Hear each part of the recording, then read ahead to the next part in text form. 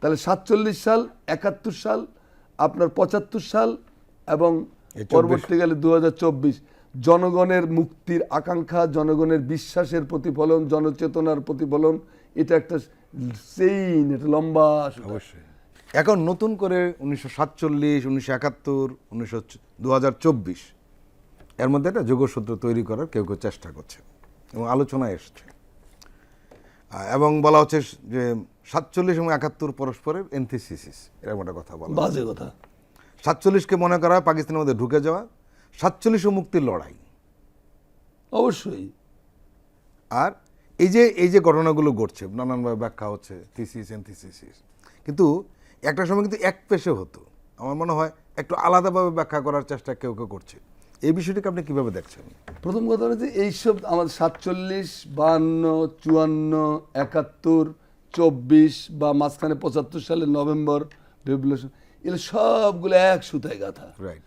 জনগণের আকাঙ্ক্ষার প্রতিফলন আছে প্রত্যেকটা জায়গাতে, কিন্তু আগে কিন্তু বিচ্ছিন্ন করে ফেলা হয়। বিচ্ছিন্ন করে ফেলা হতো, বিকজ এখানে ভারত কর্তৃক যে ন্যারেটিভ তৈরি করে দিয়েছে বিজেপি বা মোদি, ভারত মানে ভারতের জনগণ না, এই শাসক, এই গণধিকৃত শাসকরা, যারা মানব ধিকৃত, এই শাসকরা যে প্রেসক্রিপশন দিয়েছে 15-16 বছর ধরে, এইটারই ব্যাখ্যা বিশ্লেষণ করা হয়েছে। ভারতের শাসকদের বাড়িয়ে দেওয়া চামচ দিয়ে আপনি চিনি খেয়েছেন, ভারতের শাসকদের প্রেসক্রিপশন মোতাবেক আপনি পাঠ্য বই বানাইছেন, ভারতের শাসকদের ইচ্ছা অনুযায়ী আপনার ছেলে মেয়েদের ধরে ধরে জঙ্গি মানে ফায়ার করে মেরে ফেলেছেন। এই তো সেই দেশ। তো সেখানে তো ওইরকম কথা না বললে তো জায়েজ করা যাবে না। কুকুরটিকে একটি খারাপ নাম দাও, খারাপ নাম দিলে তো কুকুরটিকে মারতে পারবেন না আপনি, মারার জন্য একটা খারাপ নাম দিতে হবে। তো এখন আমার কথা হলো যে 47 সালে আমাদের পূর্বপুরুষরা পাকিস্তান আন্দোলনে অংশ নিয়েছিল। কেন নিয়েছিল?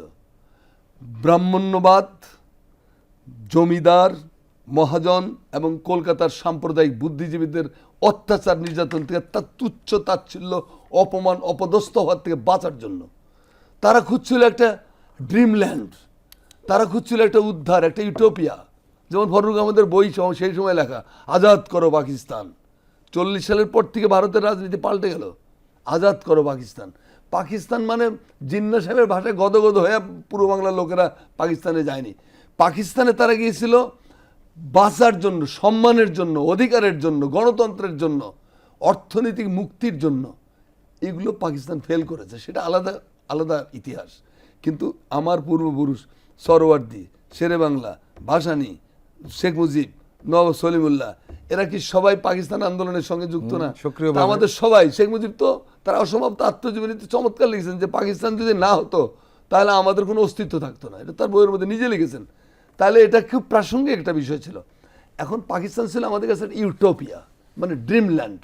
কিন্তু পোহাইলে সর্বরি আমরা দেখলাম যে হ্যাঁ, আমরা 4র্থ শ্রেণীর নাগরিক থেকে 2য় শ্রেণীর নাগরিক উত্তীর্ণ হয়েছি, কিন্তু রাষ্ট্র ক্ষমতার দিকে তাকালেই আমাদের সাথে মানে খারাপ আচরণ করা হয়। এমনি চলে ফিরে খেতে কোনো সমস্যা নেই, কিন্তু ওই যে গদি সিংহাসন ওখানে যেতে দেবে না। 70-এর কী সমস্যা ছিল? শেখ মুজিব বিপুল ভোটে জিতেছে, তার ক্ষমতা দিয়ে দাও, দিবে না। কিন্তু এটার জন্য তো 47 সাল দায়ী না।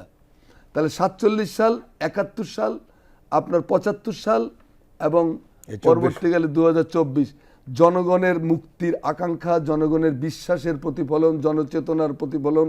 এটা একটা চেইন, এটা লম্বা।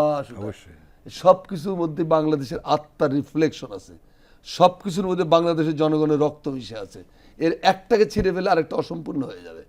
এটা একটার সাথে একটা রিলেটেড। আপনি এটা ভাগ করবেন কেমনে?